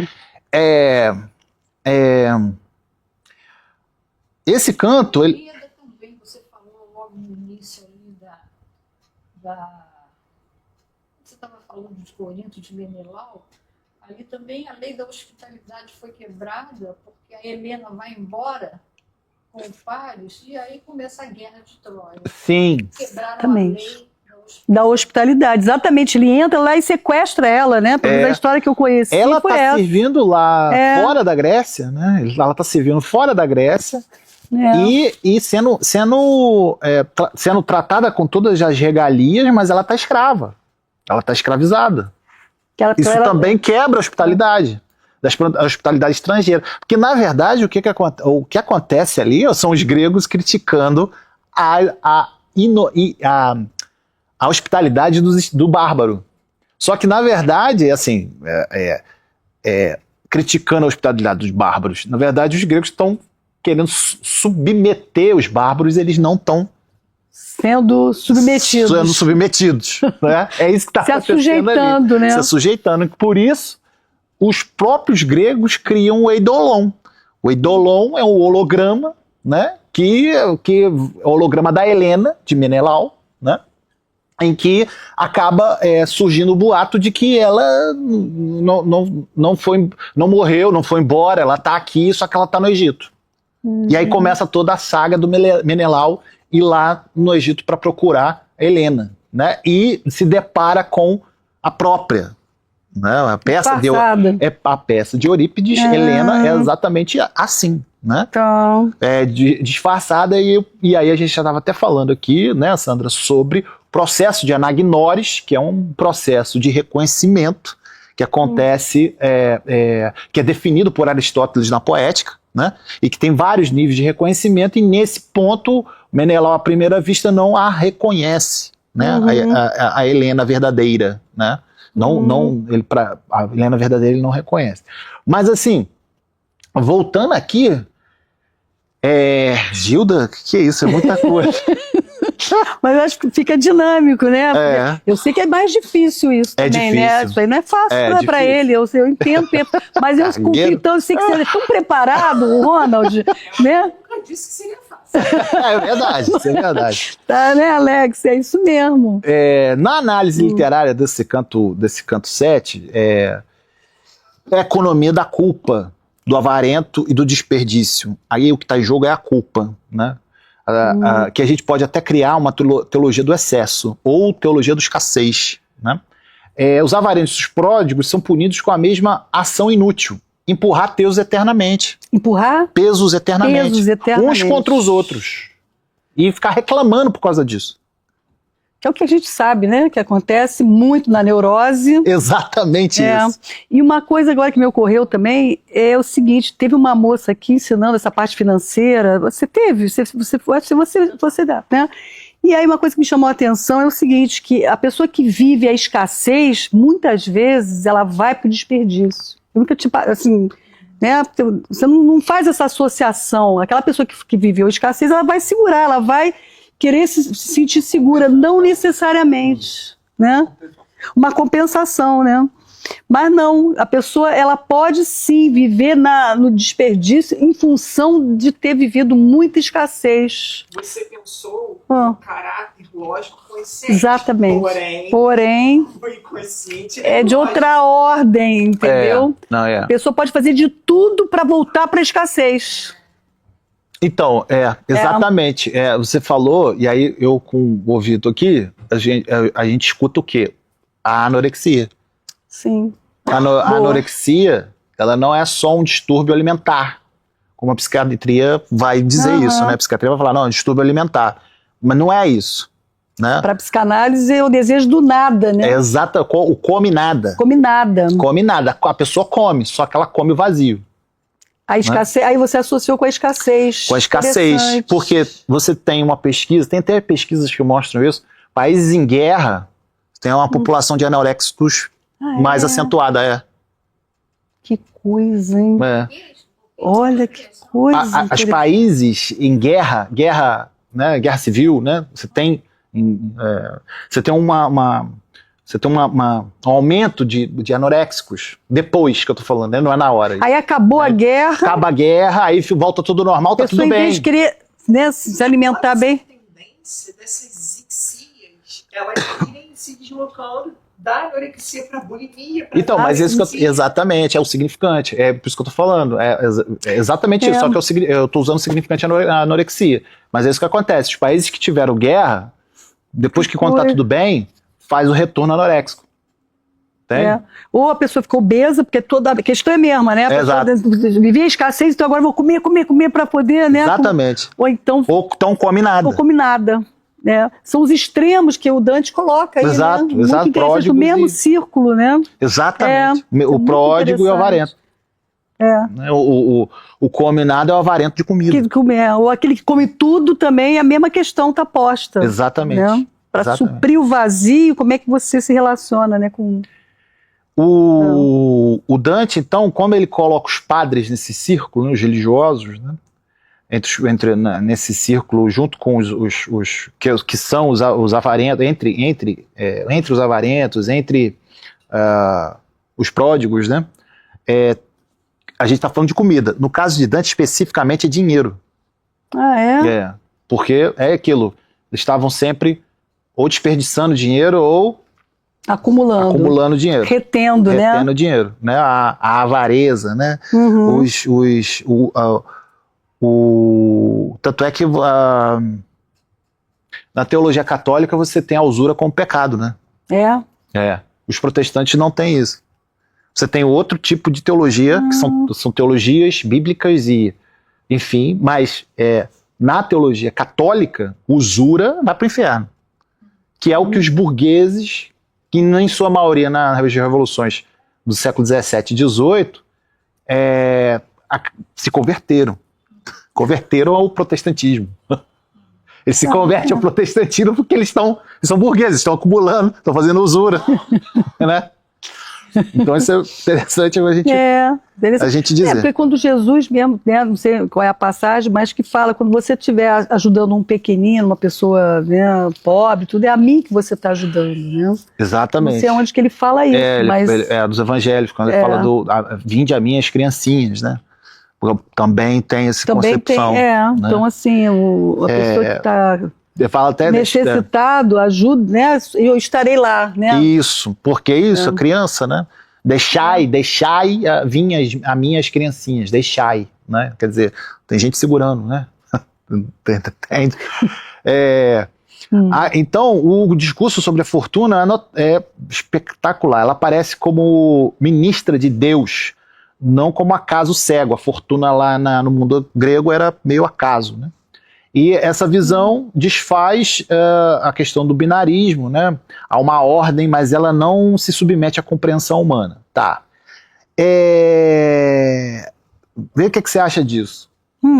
Pluto, a figura demoníaca, quando fala as palavras enigmáticas, é puro real. Som sem sentido. Presença que angustia. É o retorno da linguagem antes do significante. Interessante. O que Lacan chama de la langue. Ou ainda o gozo da voz. Jouissance vocale. Ele fala isso até. Tem o gozo da voz. Tem uma cena do Lacan, ele bate em cima da mesa assim, ó. Ele bate em cima da mesa assim, ó. Jouissance vocale. Ele fala assim, né? Não é isso? Ele fala isso. A sonoridade, então, antes mesmo que você falou do significante. A voz veio antes. A língua materna. Isso. A língua da mãe, é isso aí. Porque tem o gozo da voz, né? Lá que vai trazer esse gozo da voz, da fala. Por isso que ela é tão poderosa, porque ela é antes do significante. Ela é poderosa. Ela vem antes do sintoma. Né? Mapeia o corpo, né? Isso aí, ela é antes do sintoma. Você pode passar uma análise, uma travessia do teu fantasma e não chegar lá. Isso aí. Tá? Que é tão anterior. É isso.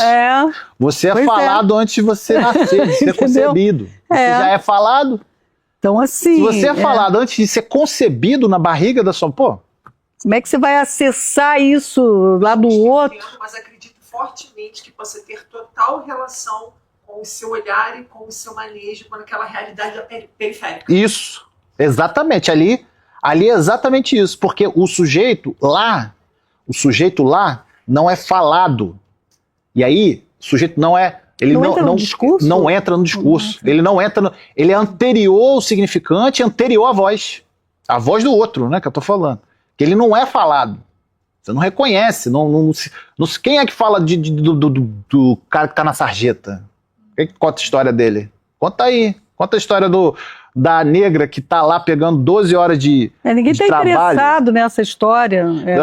O cara que tá cheirando cocaína até o nariz ficar sem nariz. Quem é que tá interessado nessa história aí? Quem é que tá dando ouvido, falando sobre ele? É anterior até. Então é o puro real, aqui na clínica periférica, é o puro real, sem voz. E ninguém para escutar, quer dizer, o trabalho de vocês, né, Rosa? Nosso trabalho é escutar o sem voz. É o afônico. Escutar a afonia, escutar... a gente fala de osso ressequido, que tem a referência em Ezequiel 37, para não cometer capacitismo quando a gente fala que escuta o mudo. A gente escuta o mudo. Mas, para evitar capacitismo, o que a gente faz? O que é capacitismo? Capacitismo é quando o sistema diz que você é mudo, só que você tem linguagem própria. Quando o sistema diz que você é surdo, mas você escuta de outro lugar. Quando o sistema diz que você é autista, mas você tem um código próprio. Fala nisso, só assim, um parêntese. A cara dele aí fica olhando. Um parêntese. Pesquisando por outros lugares, que também envolve aquilo que eu coloquei no grupo sobre a realidade da clínica da Elisão.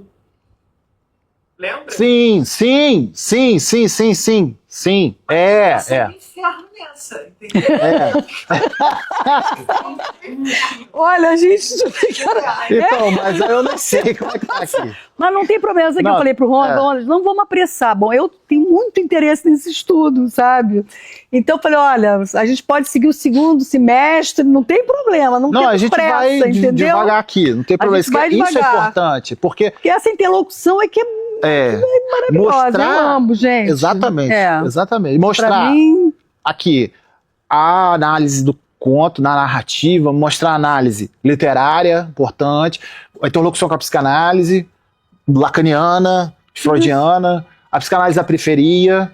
Isso tudo aqui é interlocução. isso é muito bacana, Isso é isso aí excepcional, é muito interessante, excepcional, sabe? excepcional. Trazer essa experiência clínica da periferia, sabe? Exato. Pra cá também, pra Cidade das Artes, Exatamente. sabe, Ronald? Porque assim, na periferia Isso me você interessa muito. não tem sujeito. Não tem nem um Não. assujeitado, é resto. A Carolina de Jesus Abjeto, né?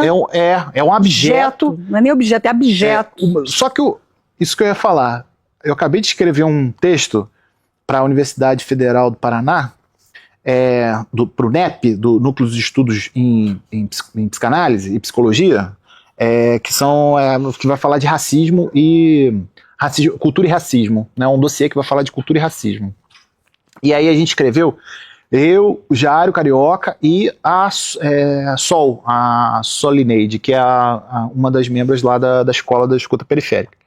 E aí a gente escreveu um texto baseado na Carolina de Jesus. A Carolina de Jesus, que é a autora do Quarto Despejo. A Carolina Trabalhei de no meu Jesus... doutorado. Então, no foi texto muito que a gente legal. escreve, é excepcional, no texto que a gente escreve, a Carolina de Jesus, ela vive do lixo, né? Ela mora no lixo, né? No lixão. E o que ela transformar o lixo em obra de arte, em escrita. Exatamente. E aí a gente vem trabalhando assim, Paulo Freire e Carolina. Aí, tipo assim, Paulo Freire é criticado pela escrita da Carolina, porque o Paulo Freire fala, com a consciência de libertar as pessoas do seu movimento, do seu lugar no mundo. Mas tem um lugar, né? Peraí, Carolina não tem lugar. Exatamente. Ela estava ali... Crítica à concepção freiriana. Aí a gente vai trazendo, então, o abjeto da Júlia Kristeva, né? Que se coloca entre eu e o outro, tem algo que se coloca entre eu e o outro, e isso ela vai chamar de abjeto, porque está para além do objeto, né? Para além do objeto depreciativo. Então ela vai nomear isso como abjeto. No caso da Carolina, não tem outro. Como é que produz objeto? Judith Butler, a mesma coisa, só que na concepção de gênero, né? A concepção de gênero, ela tem o conceito de abjeto, né? Onde o gênero, ele entra a Judith fala assim, não, ela tem uma política inclusiva de gênero, só que você acaba absorvendo a norma. Você tem a norma ainda que o cara seja num corpo LGBTQIA+, tem a norma que está incidindo, então isso faz uma confusão, né? Entre a posição hétero, tudo bem que tem aquela discussão entre a Beauvoir e o Lacan sobre a heterossexualidade, mas eu não quero entrar aí, eu quero entrar na Judith Butler falando exatamente isso. Olha, existem corpos LGBTQIA+, que não entram na norma, mas quando eles entram já todo performado, tem que fazer uma performance ali. Sim, porque tem, né, a marca do a Carolina tá racializada, ela não entra de jeito nenhum, nem performando. Mas aí então, ela, através da escrita, é outra também, que como Dante, né? Então o que ela faz? Qual é o nome do artigo? Escrevendo, ela... Exatamente, qual que é o nome do artigo? O nome do artigo é Carolina, a epistemóloga periférica dos restos. O que é periférica? Periférica com PH. Que a gente junta periferia com sintoma do Lacan, onde a gente fala assim, ela faz uma amarração na escrita, mas não é para você ler. Ela faz uma amarração ali na escrita, mas não é para o outro ler. Não é para o outro saber. É para ela fundar no real o próprio simbólico dela. Dela. Ela Exatamente. fundou algo, foi forte, ela ganhou prêmios, né? Ela se projetou, sabe? Ficou até ela ganhou dinheiro com a obra dela. Comprou uma casa. Comprou a casa da família dela, mais do que digno, mas assim, o que acontece aí é que ela usa o lixo como palavra. Sim. Então, assim, é lixo palavra. Então, no caso dela, da Carolina, ela é como se ela estivesse fazendo uma amarração no próprio real. No próprio corpo também, no próprio real, exatamente. No próprio real do corpo. Exatamente, não é. Então, a Carolina não é. Ela não precisa de análise. É verdade. Ela descarta a psicanálise. Assim como por quê? Joyce, né? Exatamente. Não estão... corpo também. Sim, mas eles não estão no mesmo lugar. Por quê? Porque Joyce ainda tem simbólico para trabalhar. A Carolina não. A Carolina funda um outro no real. Então, assim, a Carolina, ela se torna um dispositivo psicanalítico, entendendo assim, não é o analista como o resto, mas é o resto inanalisável. Carolina é o resto, Carolina é a inassimilável. Mas quando ela escreve, ela consegue simbolizar, quer dizer, ela consegue... Mas então... para ela, sim, sem dúvida, concordo. Exato. Isso é o mais importante que ela é um fez, simbólico periférico. Sem dúvida. É isso. É um simbólico periférico. É sensacional. Não é um simbólico hegemônico, é um simbólico periférico. Periférico, não, com certeza. Né? Excepcional. Mas por que você associou aí, Ronald? Por quê? Porque a fala de Pluto na psicanálise periférica e na periferia é a fala semelhante, né, do colonizado. Você fala assim, que é isso? Quando você vai escutar a periferia, aí é que tá. O que você está escutando? O cara está falando português. O cara está falando a fala dele é carregada de gíria. Não está entendendo nada. Você pode me explicar, por favor? Você está convidando o cara a ser mais colonizado ainda. É você, na periferia... É você que vai ter que se esforçar para poder ouvir. Exatamente. Claro. Você que vai ter que pegar os códigos que ele está dizendo. Então, assim, há uma inversão completa, porque é semelhante à fala do colonizado. Nos textos do Frantz Fanon, por exemplo, que é um psicanalista, né, que trabalha... Todo mundo está trabalhando muito, né, em cima. Um ruído que a gramática do Senhor não escuta. Pape Satã é aquilo que não é entendido. E por isso deslegitimado. Eu não estou te entendendo, então eu jogo para lá. A gente tem que entender assim, que o Pluto, ele foi... quando Dante... olha só, quando Dante tira Pluto lá do seu habitat natural, que é a mitologia romana, não é ele que tira, é a mitologia romana que expulsa Pluto. Ejeta. Isso quem constrói é o próprio Dante. O Dante constrói isso, e a maneira como ele faz isso me leva a crer dessa forma. Né? Tua interpretação, então. Eu estou entrando com a minha interpretação por conta da maneira dele descrever. Que ele descreve Pluto. Né? Os avarentos e prodígios ensinam uma economia do sofrimento que lembra o corpo periférico inserido no ciclo da produção e consumo, mas sem agência. Ou seja, quem é que... você compra suas roupas, né, Gilda? Você compra as suas roupas, você come as suas comidas, mas existe toda uma cadeia significante que faz você comprar determinadas roupas e determinadas comidas. A moda, né? Isso tudo aí, claro. Exatamente. Exatamente. O que você falou? Templos do consumo. Templos, né? Templos. Templos do consumo. Templos do consumo. Você tira Deus e coloca o consumo. Igrejas do consumo, a gente poderia falar. Isso. Shopping. Shopping é um templo do consumo. Né? Você tira a figura de Deus e coloca a mercadoria. Eu acho que esse Papa agora veio com uma fala dessa, não tem uma fala dessa? Que ele falou assim, que vai tirar o Deus que o dinheiro, né, Deus está ocupando lugar, né, do dinheiro, e vai colocar agora realmente o lugar que Deus tem que estar. Exatamente. Ele entrou com uma fala dessa, que eu achei muito legal. A riqueza acaba sendo... Poder e dinheiro ocupando o lugar de Deus. Exatamente. A riqueza é peso e não valor, né? Nos tígios coléricos, aqui já é um pouco mais à frente, né, do círculo, quinto círculo, né? No exemplo clínico, a gente vê a escuta periférica, né? Um jovem negro, auxiliar de serviços gerais, chega à clínica com um quadro de insônia e impulsividade, né? Trabalho o dia todo, mas parece que só giro. Só o quê? Giro, só rodo. Trabalho o dia todo, mas parece que eu só rodo, não paro nunca. Caramba. Empurro o peso o tempo todo. Sim, é o mito do... Eu escutei isso, viu? Já escutei isso, tá? Já escutei isso nos atendimentos. Parece que exatamente. Eu giro o tempo todo. Empurro o peso o tempo todo. Nunca sobra. Nunca sobra nada. Presta atenção, nunca sobra nada. Nem o nada tá sobrando. Tá entendendo?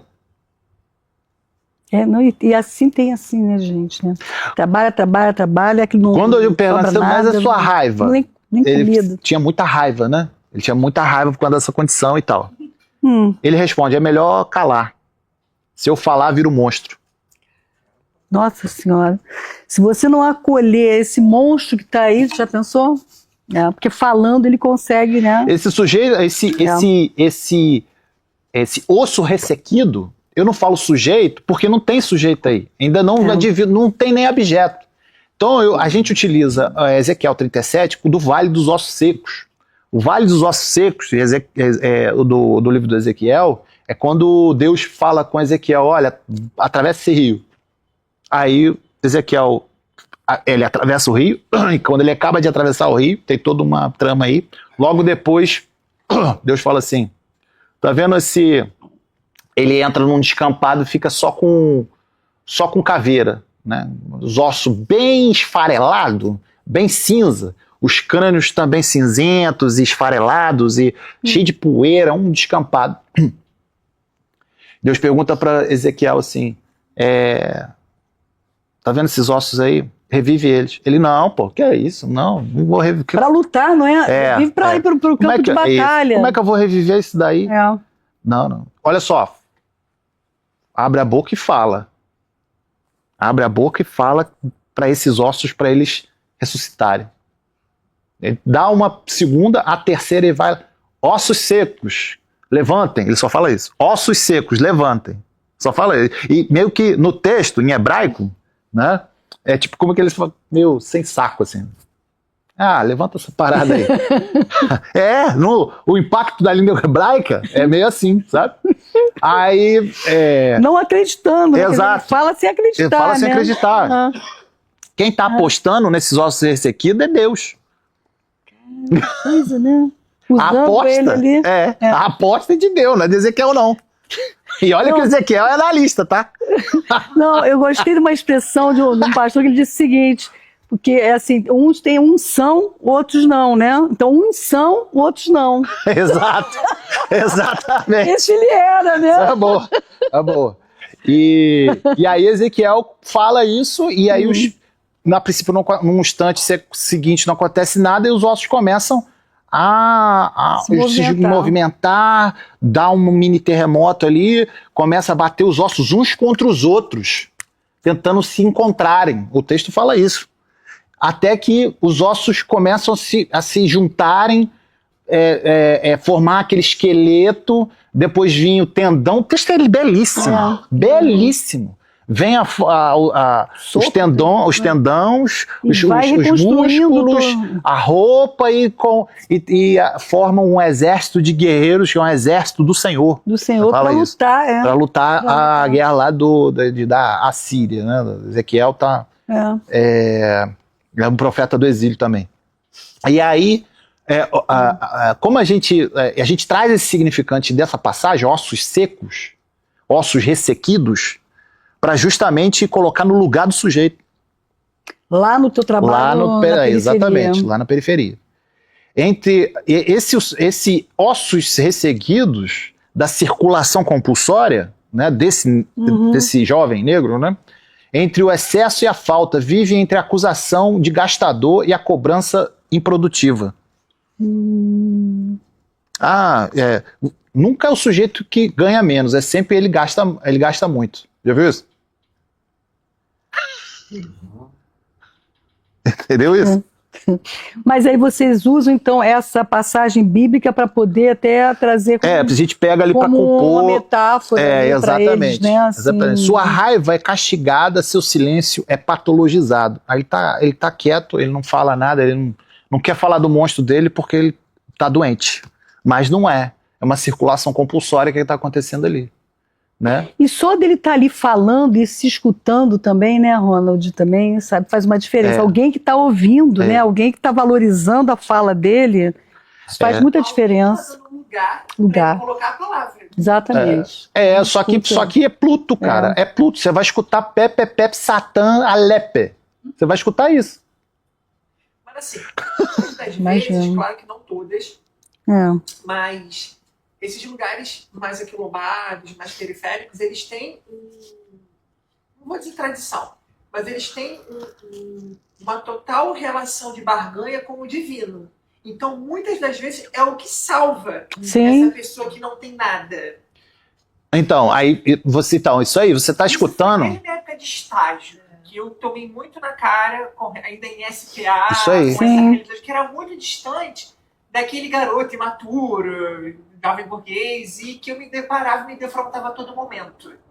Então, não é que a psicanálise ela não vai caber nesse lugar ou em algum outro lugar. É o manejo realmente do analista, que não pode tirar esse sintoma mestre porque... Desaba tudo, né? Você não sabe onde é que a pessoa não interpreta por causa de... Não há interpretação. Na escuta periférica, nesse sentido, não tem interpretação. A crença você não interpreta. O gesto não é interpretar a pulsão como sintoma, mas sustentar o enigma do Pluto. Sustentar o enigma do Pluto. Isso aí. Desse monstro, né? Isso aí. Desse monstruoso. Desse monstruoso. Porque não é o rapaz, né? Não é o jovem, é o monstruoso. Que ele entende que ele tá segurando dentro dele, né? O que é esse peso que você empurra todos os dias? Exatamente. Do quarto círculo. Né? Escutar não é o que ele vai responder, mas o que o corpo dele fala. O corpo dele, né? O que ele entende de monstruosidade, né, Ron? Porque também tem isso, exatamente. Né? O que o corpo dele repete. O que o corpo dele repete todos os dias indo para o trabalho, carregando, descarregando. Né? Exatamente como os condenados do quarto círculo. É verdade. Né? Se a gente parar para pensar que grande parte da população brasileira está nesse círculo... Exatamente. Ressoa tanta coisa. Não é? É lamentável mesmo. O indivíduo chega até você. Não, ele não chega. Não chega. De novo, assim, a gente convoca Ezequiel de novo. Os ossos não chegaram até Ezequiel, foi Ezequiel que foi até os ossos. Como é que você vai até essa pessoa? É você que vai. Na rua, né, Ron? Eles vão na rua, sabe? É você que vai, não é ele que vem. Ele não pode vir. Ele não pode vir. Entre você e ele tem N camadas de exclusão que você só pode perfurar, por exemplo, numa clínica gratuita, por exemplo. E não é uma gratuidade por meio da culpa, né? Que a burguesia faz, né? A burguesia faz o quê? Eu tô ganhando dinheiro, encho os bolsos de dinheiro, né? E aí eu vou lá e vou abrir na minha clínica, eu vou botar 2 gratuitos, tá tudo certo. Não. Já fico bem com a minha consciência, né? Tá tudo bem. Tô atendendo ali, faço aqui. Analiticamente é isso aí. O analista é mais crente do que o evangélico que tá lá todos os dias na igreja. O que a gente faz? A gente trabalha essa coisa, né? Dizendo o seguinte, o analista que vai até os ossos ressequidos. E para furar isso, é só na gratuidade. Esse é o lugar privilegiado, existem outros lugares, né? Obviamente. A gente questiona essa questão do valor social. Social para quem se 23 milhões de brasileiros estão vivendo abaixo da linha de pobreza. Olha o lugar que você está.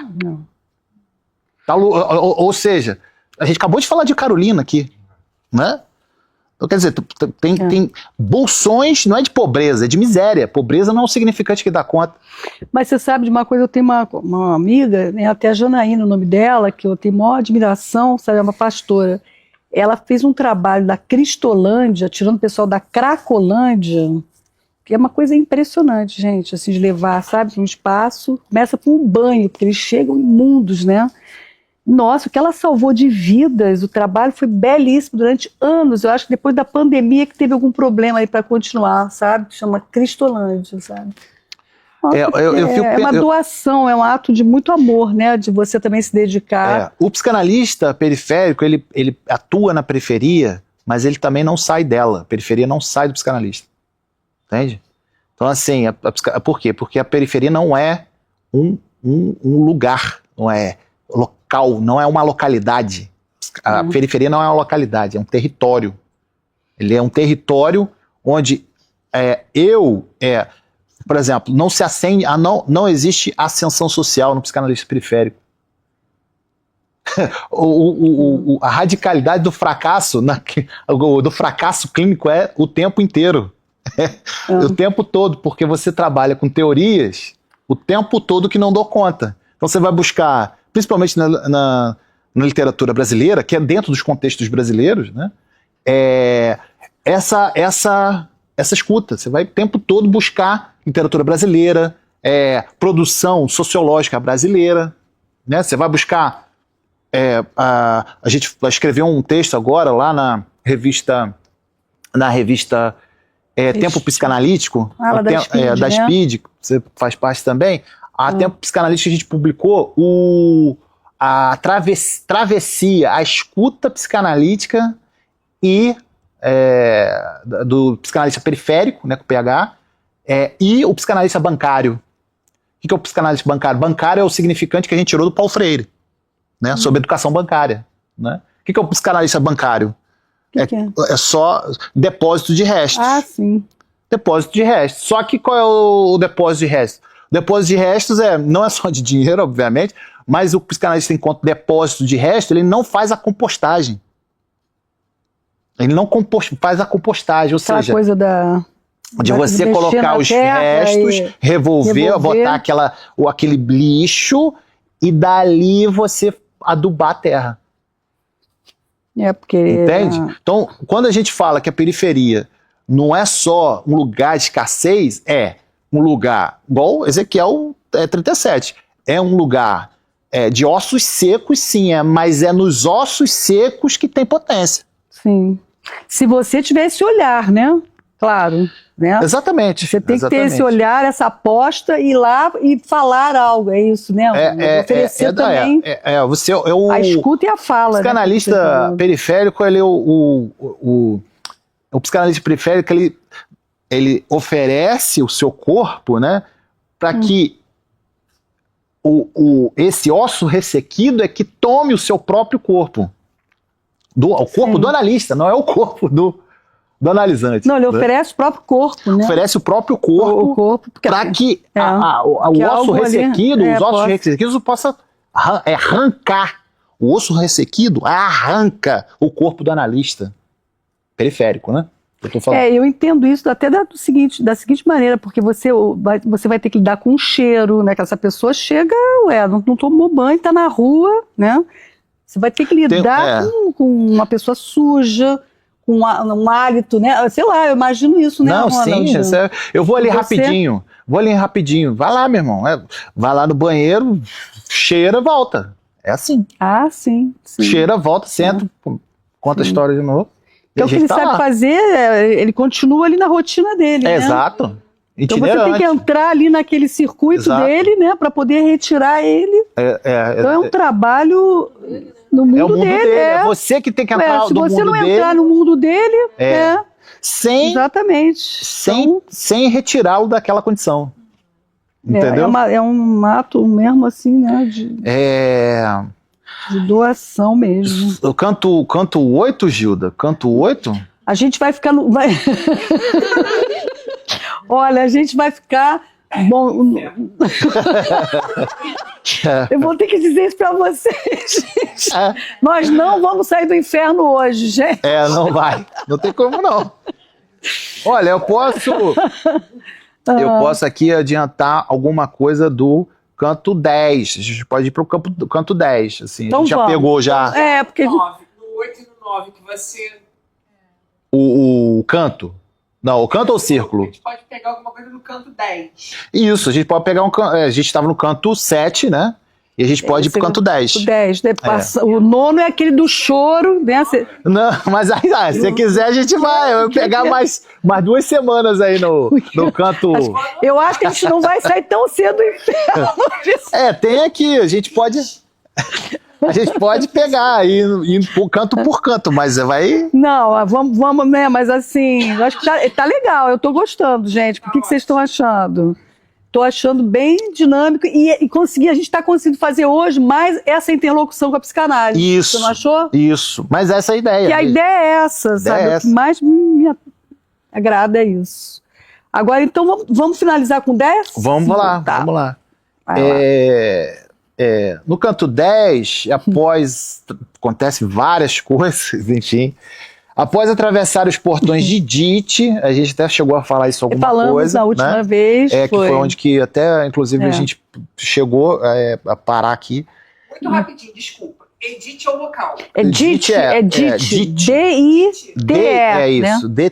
D-I-T-E. D-I-T-E. Isso, Foi Dite. comentado no último encontro. Foi. A gente retoma aqui. O que acontece? O Dite Dite é uma cidade, né? E eles atravessam o portão de Dite. Eles, antes de entrar, ficou ali os demônios ali impedindo a passagem. O Vigílio dá uma saída, Dante tenta entrar ali, não consegue. Aí o Vigílio chega, fala da autoridade, aí tem mais resistência. O tempo todo, quando você vai descendo aos círculos infernais, quanto mais você descer, mais episódios de resistência para você entrar tem. Entende? Já me recoloquei, uma cidade. Isso. Tá. Senão a gente vai... Porque é bom porque vai puxando coisa. Agora você não vai esquecer, né? Dite cidade. Não, porque é muita coisa, né? É porque vocês vão falando, aí eu vou lembrando. Aí, entendeu? Eu falo, tá, então... Enfim. Dante e Vigílio adentram uma vasta planície coberta de sepulcros flamejantes. As sepulturas estão pegando fogo, né? Lá jazem os hereges, aquele que, segundo a teologia cristã medieval, negaram a imortalidade da alma, lembra? Os epicuristas, né? Condenados a arder eternamente dentro de túmulos incandescentes. Os túmulos estão pegando fogo, a forma como Dante escreve até tem ali, arde, né? Ele fala da ardência ali. E de um desses túmulos ergue-se o Farinata degli Uberti, que é o nobre florentino, que ele botou lá no inferno. Que é um gibelino. Lembrando que Dante é um guelfo, né? Defensor do império e opositor dos guelfos, né? O gibelino, ele estava... os gibelinos, eu até falei isso quando a gente começou na semana passada, os gibelinos, eles defendiam que o imperador podia ser rei, alto coração, não precisava pedir papa coisa nenhuma, problema do papa, eu vou botar minha coroa na minha cabeça e a gente vai negociar isso aí, a gente vai fazer esse conflito. Farinata fala como se ainda estivesse no parlamento, sustentando um discurso político mesmo entre as chamas. Né? Tá ardendo ali. Porque largar, né, o poder e a política não larga, né? É um dado... Isso. O Dante até... o Dante, se não me falha a memória, ele morre em 1252, 53. O Farinata vive até 1264. Depois ainda.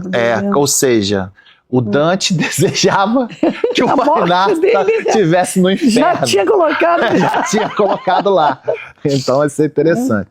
Durante a conversa, outra figura ergue-se de súbito, Cavalcante, que é o pai de Guido, Guido Cavalcanti, um amigo de Dante, né? Dante também tem vários amigos aqui que os parentes desses amigos acabam indo para o inferno. Ao ouvir Dante, refere-se a Guido no passado. Acredita-se que o filho está morto e mergulha de volta no túmulo em desespero. Então, quando ele encontra o pai de Guido, né, o pai do amigo dele,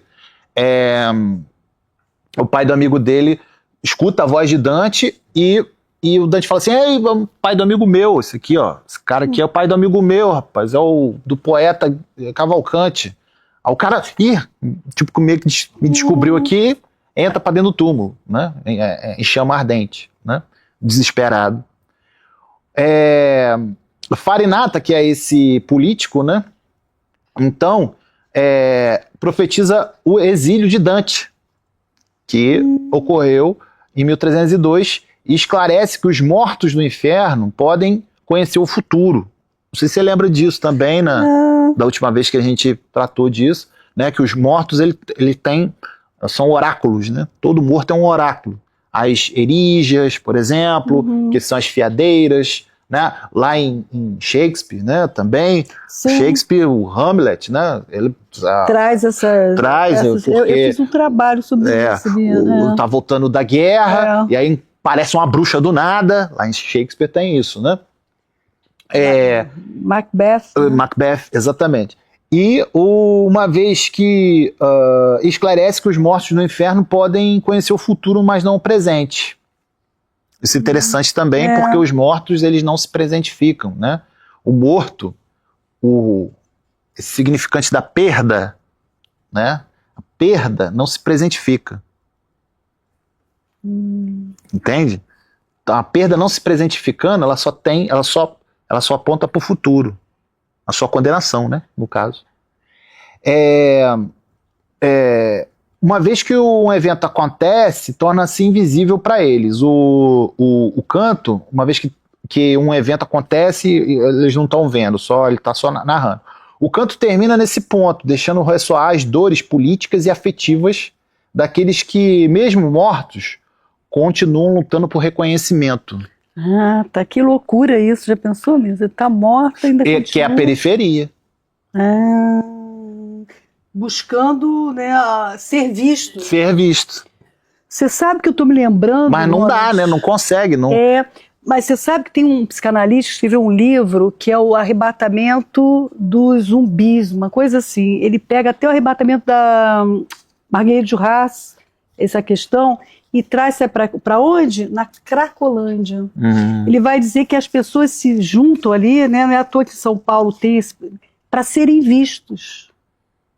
Que é uma tentativa de ser, sabe, como você não tem lugar, não tem, eles vão ali para a rua e cria aquele, olha o Dite, na Cracolândia, sabe, aí ele faz toda uma análise, sabe, para serem arrebatados, para poder ser olhado, né? Tem acho que eu já falei, não sei se eu já... Morador de rua também, exatamente, eles